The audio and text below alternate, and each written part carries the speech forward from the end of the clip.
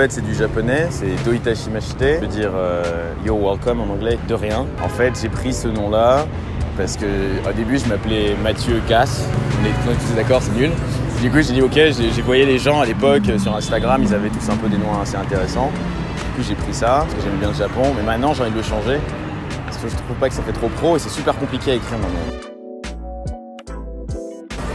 Alors, en termes de tout ce qui est mode, moi, tout ce que j'aime bien, c'est un peu les trucs avant-garde, les trucs, j'aime bien le Japon, j'aime bien la mode asiatique, j'aime bien la mode aussi scandinave, ils ont des trucs assez intéressants, j'aime bien la mode française, mais haute couture, c'est ça que j'aime bien, même s'il y a beaucoup de choses que j'arriverai pas à mettre.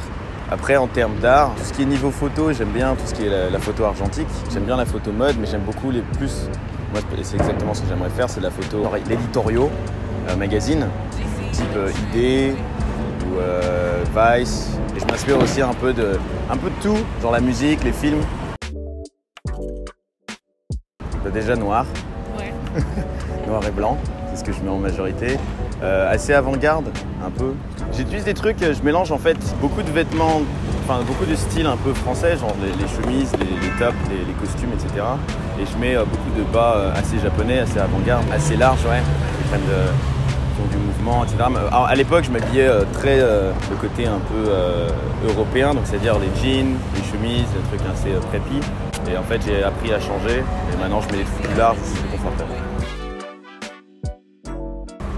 Donc, je pourrais pas dire que j'en ai qu'un, mais en fait, je pourrais donner mes inspirations sur Instagram de photographes que j'aime bien. Donc en gros, il y a beaucoup d'artistes qui sont, c'est des photographes chinois, qui shootent majoritairement de l'argentique. Et je me suis mis, en découvrant en fait la culture asiatique, je me suis mis à découvrir beaucoup d'artistes, genre par exemple les Coréens.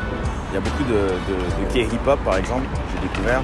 J'écoute pas trop de K-pop, mais des artistes un peu indie, des artistes chinois. Maintenant, je me suis mis à écouter. C'est assez intéressant. J'ai beaucoup de potes en fait qui sont rappeurs, qui sont chinois.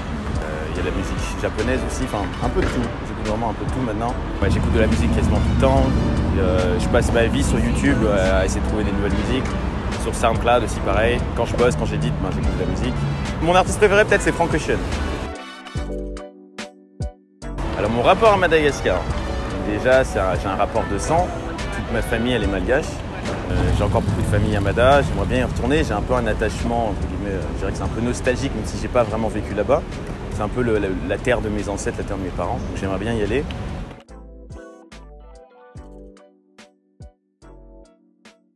Enfin, pas tellement, en fait, j'inclus pas non plus mon côté français ou mon côté, etc. J'inclus moi, ouais, c'est ça en fait. Beaucoup des choses que j'ai faites depuis tout le temps, même la façon dont je m'habille, etc. Je m'inspire bien d'autres gens, mais je n'essaie pas forcément de ressembler à quelqu'un en particulier ou quelque chose. C'est juste quelque chose que je trouve joli, visuellement agréable. Ben, je vais le mettre, en fait, ou je vais le faire dans ma photo. Et ouais, mon frère aussi, ça s'applique à lui, c'est pareil.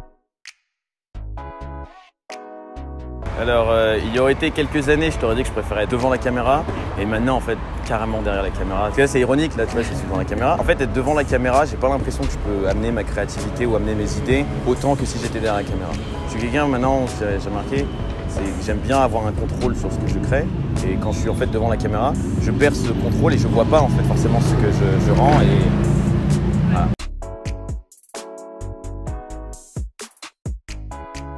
Donc j'en ai un déjà, c'est soyez proactif, faites des choses, même si ça rapporte pas d'argent, même si ça rapporte pas quelque chose dans l'instant T.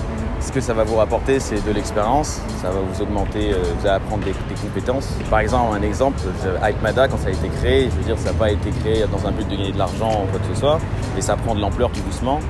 Voilà, parce que c'est de la passion. Et l'art, c'est surtout de la passion, enfin initialement. Bon, c'est bien de pouvoir en vivre, hein, je gagne de ma vie avec ça, donc c'est bien, mais je le fais pas pour l'argent, je le fais parce que ça m'apporte quelque chose.